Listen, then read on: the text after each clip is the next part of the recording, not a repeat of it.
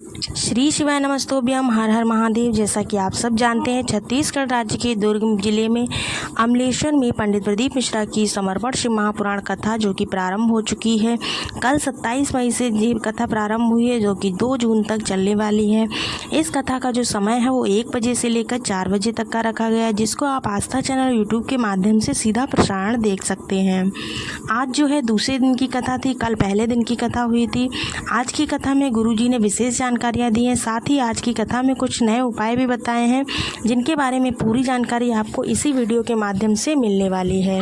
आज 28 मई दूसरे दिन की कथा थी, तो आज की कथा में विशेष जानकारियाँ और रोचक तथ्य जो कि गुरुजी ने बताए हैं। नया उपाय जो कि माता अशोक सुंदरी पर करने वाला अचूक उपाय है, इसको आप लोग ज़रूर कीजिएगा। उसके अलावा गुरुजी ने कुल 14 उपाय तथा उसमें उपयोगी पत्रों को भी शामिल किया है।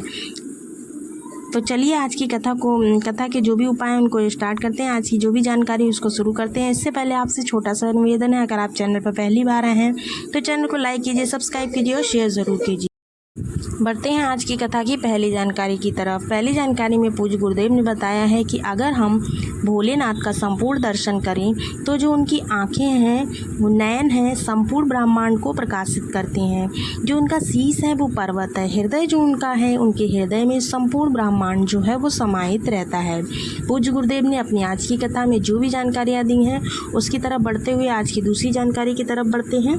दूसरी जानकारी में पूज्य गुरुदेव ने कहा है, सुनीता यादव जो पत्र लेकर आई हैं, उन्होंने बताया कि उनके बेटे को जब वो 5 वर्ष का था तो उसकी उस आयु में आंखें जो है उससे दिखना बंद हो गया था। उसकी आंखों की जो पुतलियां थीं वो पुतलियां एकदम सफ़ेद हो गई थीं। तो वो बता रही हैं कि उन्होंने बहुत सारे व्रत किए, लेकिन उसके बाद उन्होंने पशुपति व्रत भी किया और जो गुरुजी ने शिवरात्रि पर करने वाला 12 बजे करने वाला उपाय बताया था उसको भी किया।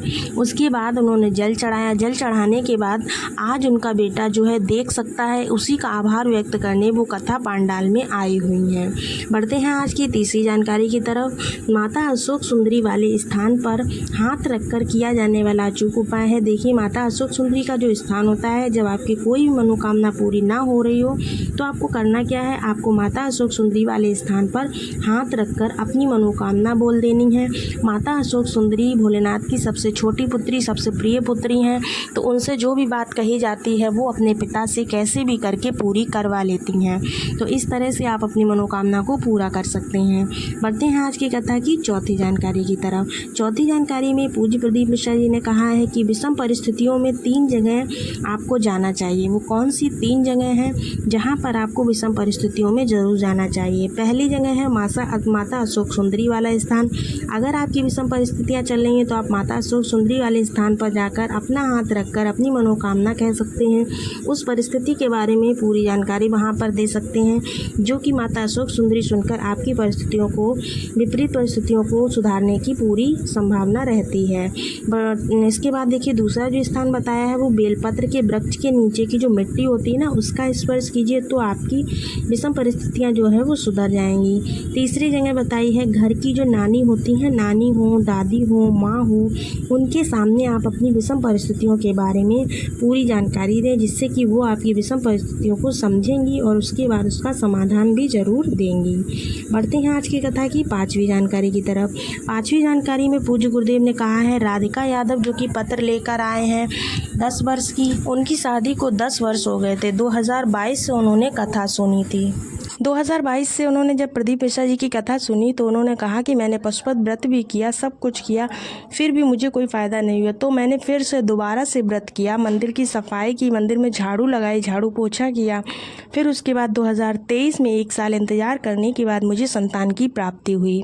उसी का आभार व्यक्त करने मैं यहाँ कथा पांडाल में आई हूँ। बढ़ते हैं आज की कथा की 6वीं जानकारी की तरफ। अगली कथा जो है वो प्रदीप मिश्रा जी की जो सोलापुर में होने वाली है, सोलापुर महाराष्ट्र में होने वाली थी, वो जो 6 जून से थी, उस कथा को किन्हीं के कारणों के बस उसको कैंसिल कर दिया गया। पता नहीं छत्तीसगढ़ वालों ने, पूज्य गुरुदेव बता रहे थे कि पता नहीं छत्तीसगढ़ वालों ने क्या ऐसे पुण्य किए हैं, कैसा जल चढ़ाया है कि एक और कथा उन्हें मिल गई है जो कि 16 जून से 24 जून तक गंडई में होगी, जो कि छत्तीसगढ़ में होगी। ठीक है, तो बढ़ते हैं आज की कथा की 7वीं जानकारी की तरफ।